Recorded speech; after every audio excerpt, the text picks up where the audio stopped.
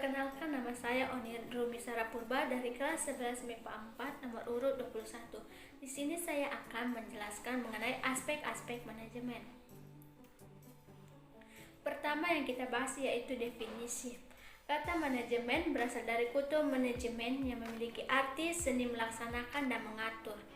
Manajemen belum memiliki definisi yang mapan dan terima secara universal. Misalnya, mendefinisikan manajemen sebagai seni menyelesaikan pekerjaan melalui orang.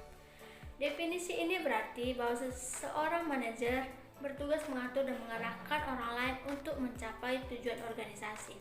Adapun tujuan dari aspek manajemen yakni mengetahui jika kegiatan beserta implementasi bisnis bisa direncanakan dan dilaksanakan.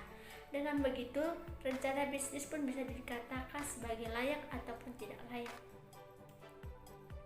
Sementara itu, menurut Ricky W. Griffin mendefinisikan manajemen sebagai sebuah proses perencanaan, pengorganisasian, pengkoordinasian, dan pengontrolan sumber daya untuk mencapai sasaran ataupun goal secara efektif dan efisien. Efektif yang berarti bahwa tujuan dapat dicapai sesuai dengan perencanaan, sementara efisien berarti bahwa tugas yang ada dilaksanakan secara benar, terorganisir, dan sesuai dengan jadwal dalam berbagai bidang. Kemudian kita masuk ke dalam pokok-pokok manajemen, yang mana pokok manajemen terdapat 5, yaitu pertama, perencanaan, yang kedua, pengorganisasian, yang ketiga, pelaksanaan, yang keempat, pengendalian, dan yang kelima, evaluasi.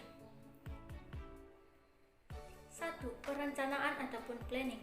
Perencanaan merupakan proses pendefinisian tujuan organisasi, pembuatan strategi untuk mencapai tujuan, serta pengembangan rencana aktivitas organisasi.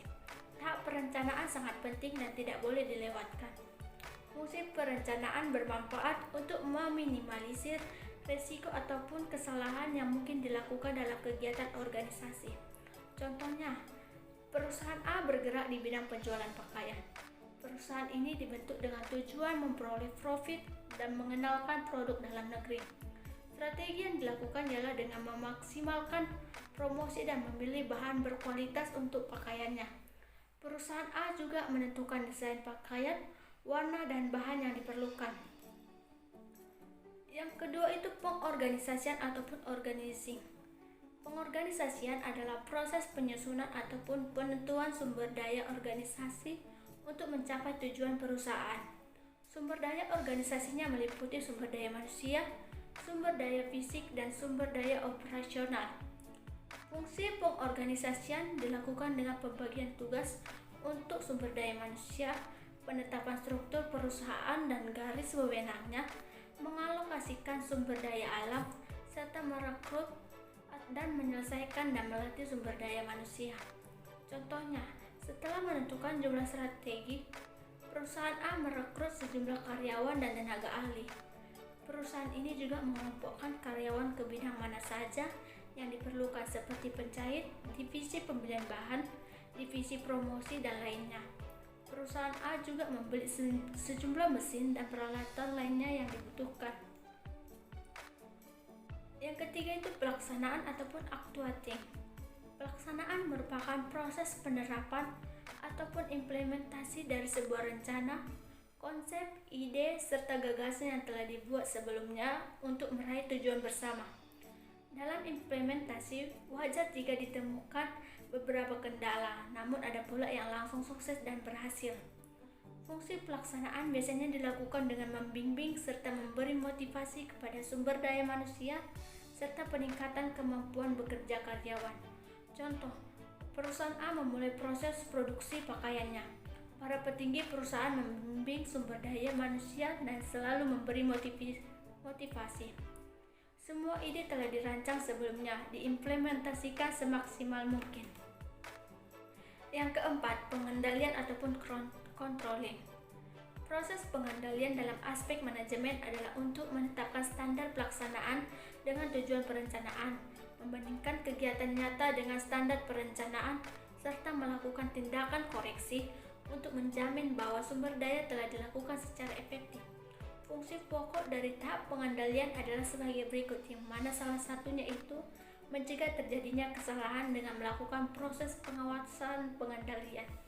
Contohnya, mulai dari tahap memproduksi sampai tahap penjualan, perusahaan melakukan pembuatan laporan secara berkala agar dapat menemukan kendala apa saja yang terjadi.